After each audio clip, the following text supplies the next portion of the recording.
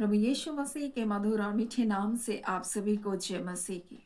आज परमेश्वर के वचन में आप सभी का स्वागत है। परमेश्वर पिता आज अपने वचनों के द्वारा आप सभी को बहुत आयत से आशीष को दे। पिता परमेश्वर आज अपने वचनों के द्वारा आपसे बोले और बातचीत करे। जब हम मत्ती 28 अध्याय को उसके 5 से जब हम पढ़ते हैं तो यहाँ पर स्वर्गदूतों ने स्त्रियों से कहा, मत डरो, मैं जानता हूं तुम यीशु को जो क्रूस पर चढ़ाया गया था ढूंढती हो, पर वो यहाँ नहीं है, परंतु अपने वचन के अनुसार जी उठा है। जाओ, स्थान देखो जहां प्रभु पड़ा है, और शीघ्र जाकर उसके चेलों से कहो कि वह मृतक में से जी उठा है, और वह तुमसे पहले गलील को जाता है, वहां उसका दर्शन पाओगे। देखो मैंने तुमसे कह दिया। स्वर्गदूतों ने कहा, देखो मैंने तुमसे कह दिया। और ये सुसमाचार को देने के लिए स्वर्गदूत आए कि यीशु मसीह जी उठा है। लेकिन अगला उस सुसमाचार को आगे ले जाने का काम स्त्रियों को दिया गया। अब प्रारंभ में देखिए, जब यीशु मसीह का जब जन्म हुआ था, स्वर्गदूतों ने गरेड़ियों को आकर के बताया, देखो मैं तुमको आनंद का सुसमाचार सुनाता हूँ जो सब लोगों के लिए होगा। और उन गरेड़ियों ने आगे उस सुसमाचार को सब लोगों को बताया। उन्होंने जा करके देखा, और देख करके वो फिर बाहर निकले और सारे सुसमाचार को लोगों को बताया कि उद्धारकर्ता जन्मा है। स्वर्गदूतों की भूमिका हम देखते यीशु के जन्म के समय है और सुसमाचार को देने आए, और अंत में जब यीशु मसीह जी उठे सुसमाचार को देने के लिए, वहां पर कब्र के पास हम देखते हैं स्वर्गदूतों को। लेकिन आगे की जिम्मेदारी हम देखते हैं मनुष्य को मिली। और ये जिम्मेदारी किन को मिली? देखिए, वो स्त्रियां जो यीशु मसीह के सेवा में बराबर उसके साथ थी, और सिर्फ सेवा में उसकी सहायता ही नहीं करती थी, परंतु यीशु मसीह को की क्रूस के पास अंततः वो बनी भी रही। वो उस 3.5 साल की सेवकाई में स्त्रियां बराबर वो अपने धनों के द्वारा, सेवा के द्वारा उनकी मदद करती रहे। और जब यीशु मसीह क्रूस पर टंगा था, तो हम देखते हैं कि यीशु मसीह के उस क्रूस के निकट में वो स्त्रियां सब भी बनी हुई थी। वो यीशु का साथ नहीं दी। जब यीशु के शव को रखा जा रहा था, तब भी वो उनके पीछे पीछे गई कि देखिए यीशु के शव को कहाँ रखा जा रहा है। सबत का दिन खत्म हुआ, स्त्रियां तैयारी के साथ आई कि हम यीशु के देह पर क्या करेंगे, उस सुगंधित द्रव्य को क्या करेंगे, लगाएंगे। क्योंकि उनको समय नहीं मिला था उस वक्त जब यीशु मसीह को गाड़ा गया था, वो कब्र में सब रखा गया था, तब उनको अवसर नहीं मिला क्योंकि इतना समय नहीं था। परंतु हम देखते हैं उनके सामने समस्याएं थी, कई समस्या थी कि कब्र का जो बड़ा पत्थर था उसको कौन लुढ़काएगा। परंतु फिर भी वो स्त्रियां उस समस्या को बिना देखे भी, उस समस्या को जान करके भी वो उस प्रेम के कारण यीशु मसीह के कब्र के पास आई। हम देखते हैं किस प्रकार से वो जो जिसमें 7 दुष्ट आत्माएं थी, मरियम मगदलिनी के बारे में, वो भी उस जगह पर हम देखते हैं आई। और वहां पर हम देखते हैं किस प्रकार से जब यीशु के शव को नहीं पाए तो सब लौट जाना चाह रहे थे, लेकिन वो वहां पर ठहरी रही। किसने चुरा करके उस शव को ले गया करके वो वहां व्याकुल हो रही थी। परंतु यहाँ स्वर्गदूत उनसे मिलता है, और हम देखते हैं यहाँ पर इस प्रकार से लिखा हुआ है कि मत डरो, मैं जानता हूं तुम यीशु को जो क्रूस पर चढ़ाया गया था ढूंढती हो।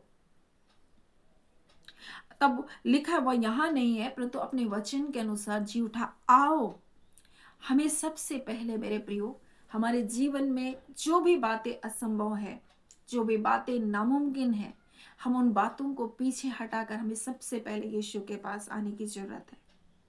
स्वर्गदूतों ने कहा आओ, सबसे पहले हम उसके पास जाने की जरूरत। समस्याएं तो थी, वो कब्र पर बड़ा पत्थर तो था, कौन लुढ़काएगा, ये समस्या तो थी, लेकिन वो यीशु से इतना प्रेम करती थी कि समस्या को भी जान करके भी वो फिर भी आई। वो नहीं जानती थी कैसे करेगी, लेकिन वो आई। और जब कब्र का लुढ़का हुआ पत्थर को देखे तो वो लोग व्याकुल हो गए मेरे प्रियो। और तब तो वहां पर स्वर्गदूत कहता है आओ देखो। और हमें देखने की आवश्यकता है। आज यीशु मसीह के निकट आकर के हमको परखने की आवश्यकता है। कहता है परख करके देखो कैसा भला परमेश्वर है। जब तक हम परखेंगे नहीं, जब तक हम जानेंगे नहीं। और इसलिए तो परमेश्वर का वचन कहता है समझ बूझ करके मुझको क्या करो, मेरे पास आओ, समझ बूझ करके मेरे निकटता में आओ। मैं ऐसा परमेश्वर नहीं हूं जो तुम्हारी दुहाई को ना सुन सको। लेकिन मेरे प्रियो, कई बार समस्याएं को हम इतना बड़ा बनाते हैं कि हम प्रभु के पास नहीं आते। हम उसको, उसके निकटता में अपनी समस्याओं को नहीं रखते। लेकिन परमेश्वर का वचन कहता है चेक करके देखो, परख करके देखो, निकट आकर के देखो। परमेश्वर का वचन कहता है तुम मेरे निकट आओगे तो मैं भी तुम्हारे निकट आऊंगा, तुम मुझे खोजोगे तो मैं भी तुमको मिलूंगा। मेरे प्रियो, परमेश्वर का वचन कहता है जब तक परमेश्वर के लोग परमेश्वर को खोजते रहे तब तक उसके काम सफल होते रहे। तो खोजने में हमारी भलाई है, परमेश्वर को ढूंढने में हमारी भलाई है, उसके निकट बैठने में हमारी भलाई है। मेरे प्रियो, कई बार हम मनुष्य की ओर देखते हैं, मनुष्य की ओर निहारते हैं और कई बार हमको ठोकर भी लगती है। परंतु आज हमारे जीवन में बहुत बड़ी बड़ी समस्याएं हो सकती है, उस कब्र के पत्थर के जैसा। परंतु उस बाधा को ना देखते हुए भी वो अपने प्रेम के खातिर सुगंधित द्रव्य को लेकर कब्र के पास आई। और हम क्या देखते हैं, कब्र का पत्थर लुढ़का हुआ था, समस्या हट चुकी थी उनके आने से पहले। परंतु उनके अंदर निराशाएं थी कि हमारे यीशु मसीह कहाँ गया। परंतु स्वर्गदूत कहता आओ और तुम देखो कि वो जी उठा है, वो जिंदा है, वो जीवित है। मेरे प्रियो, आज हमें भी जानने की जरूरत है कि वो जीवित परमेश्वर है, वो सच्चा परमेश्वर है, वो ना बदलने वाला बादशाह है जो आज और कल युगान युग एक समान है। मेरे प्रियो, वो राजाओं का राजा और प्रभुओं का प्रभु है। इस संसार में बहुत सारे लोग अपने आप को राजा बनाते हैं, शैतान भी अपने आप को राजा बनाता है। परंतु जितने प्रभु बनते हैं, जितने राजा बनते हैं, सबका राजाओं का राजा हमारा प्रभु परमेश्वर है, हमारा प्रभु यीशु मसीह है। हर नाम के ऊपर उसका नाम है, हर सामर्थ के ऊपर उसकी सामर्थ है, हर अधिकार के ऊपर उसका अधिकार है। मेरे प्रियो, जिस प्रभु के पास हम आए हैं और वो स्वरदूत कहते देखो मैंने कह दिया, उसने कहा आओ देखो। और उसके बाद वो कहते हैं, इस प्रकार से कहते हैं जा करके चेलों से कहो कि वो मृतक में से जी उठाए। जब तक हम नहीं प्रभु के पास आएंगे, जब तक हम नहीं देखेंगे, हम नहीं परखेंगे, हम नहीं जानेंगे, हम कैसे जा करके लोगों को कहेंगे। मेरे प्रियो, यीशु समाचार आज हमको देने के लिए परमेश्वर ने जिम्मेदारियों को दिया है। कोई आ करके हमें नहीं कहेगा कि ये जिम्मेदारी तुम्हारी है, परंतु ये बोझ परमेश्वर ने उनको दिया, उन स्त्रियों को दिया। क्यों दिया? क्योंकि वो बराबर उसके सेवा काल में उसके साथ बनी रही, उसके दुख में भी उसके क्रूस के पास वो बनी रही। उसको कहाँ रखा गया वहां तक वो आई। इतना नहीं, ओ सुबह सुबह उठ करके, वो भोर भोर को उठ करके उस कब्र के पास आई सुगंधित द्रव्य को लगाने के लिए। जब यीशु को ना पा करके वो वहां से छोड़कर नहीं चली गई, परंतु वहां बनी रही। आज कई बार हमारे जीवन में ऐसा लगेगा कि कुछ भी तो नहीं हो रहा है, लेकिन मेरे प्रियो जो बना रहता है प्रभु को ढूंढने में, वो निश्चय मेरे प्रियो ऐसा सुसमाचार को पाता है जो सरदूतों ने कहा आओ और देखो, और बोला कि देखो कि वो वहां नहीं है, वो जी उठा है, वो जिंदा है, वो जीवित है। और जा करके कहो उसके चेलों से कि वो जी उठा है। और सरदूतों ने कहा मैंने तुमसे कह दिया, अब ये काम तुम्हारा है कि तुम जा करके कहो।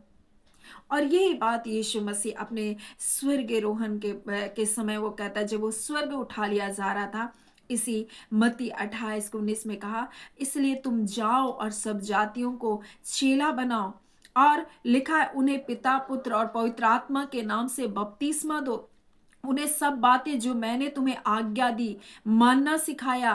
बोलता है कि उसको मानना सिखाया है, सिखाओ बोल रहा है। जो बातें मैंने तुम्हें सिखाई है, जो बातें मैंने तुम्हें बताई है, जो बातें मैंने तुम्हें आज्ञा दी है, उन बातों को लोगों को भी सिखाओ। और देखो मैं जगत के अंत तक तुम्हारे साथ रहूंगा, क्योंकि मैं जीवित हूं। और उसका वचन कहता है मैं तो मर गया था। प्रकाशित वाक्य में जब हम पढ़ते हैं, मेरे प्रियो कहता है, देखो मैं मर गया था परंतु अब युगान युग जीवित हूँ, और मृत्यु और अधोलोक की कुंजियां मेरे पास है। और उसका वचन कहता है, मैं जगत के अंत तक तुम्हारे संग रहूंगा।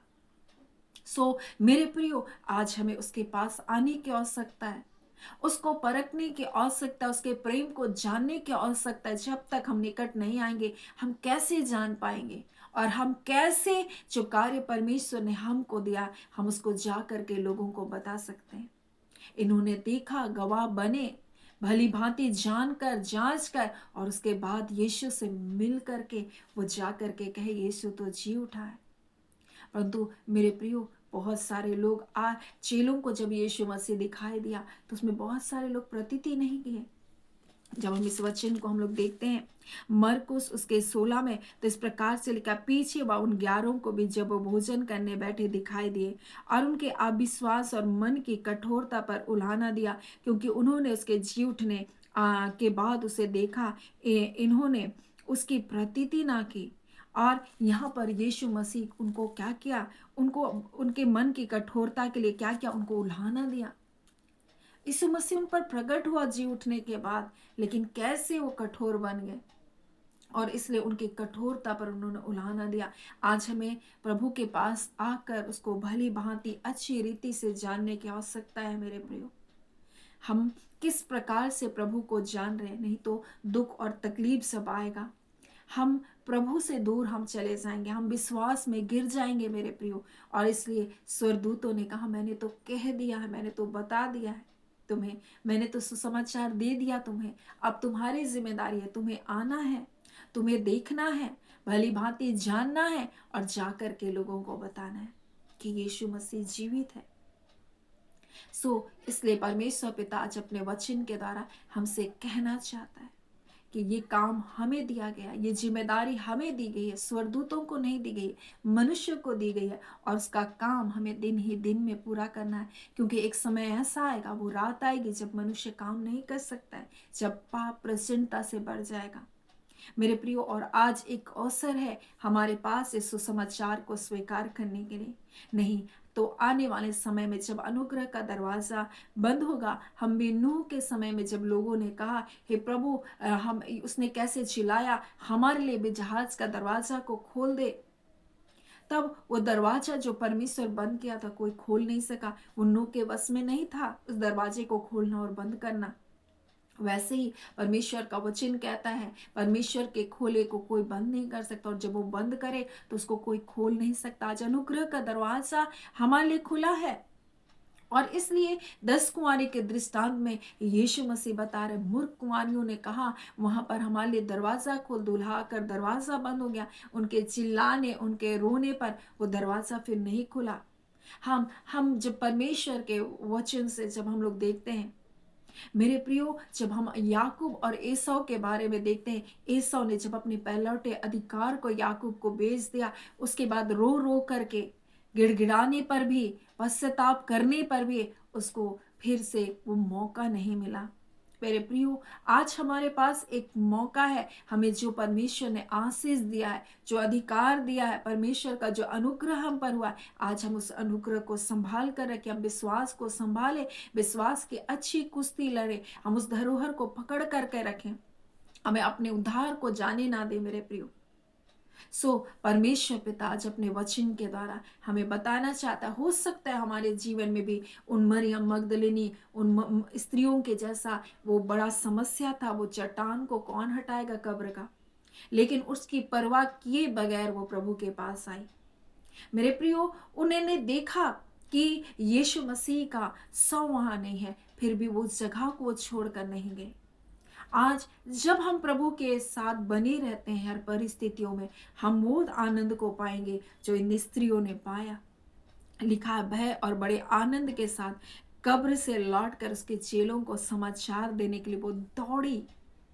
मेरे प्रियो, आज परमेश्वर पिता इस वचन के द्वारा हमें बताना चाहता, वही आनंद, वही जय हमारे जीवन में होगा जो इन स्त्रियों के जीवन में था मेरे प्रियो। परमेश्वर पिता इस वचन के द्वारा हम सभी के जीवन को बहुत ऐसे आशीष को दे।